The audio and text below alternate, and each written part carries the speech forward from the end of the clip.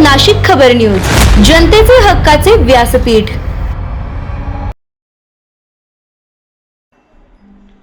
अक्षय तृतीयेच्या शुभ मुहूर्तावर नाशिकच्या जुने सिडको परिसरात साई भक्तांसाठी अत्यंत भक्तिमय आणि उत्साहपूर्ण असा सोहळा पार पडला।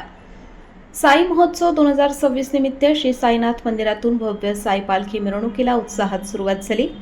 मंदिराच्या 15व्या वर्धापन दिनानिमित्त सजवलेल्या पालखीचे विधिवत पूजन करून मिरवणूक मार्गस्थ करण्यात आली।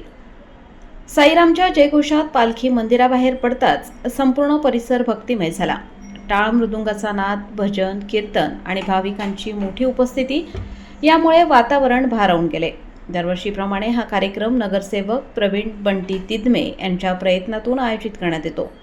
त्यांच्या पुढाकारामुळे या साई महोत्सवाला अधिक भव्य स्वरूप प्राप्त झाले असून भाविकांसाठी हा सोहळा एक श्रद्धेचा आणि एकात्मतेचा उत्सव ठरत आहे।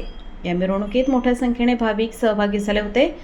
ओम साईनाथ ट्रस्टचे पदाधिकारी आणि स्थानिक नागरिकही मोठ्या उत्साहात सहभागी झाले।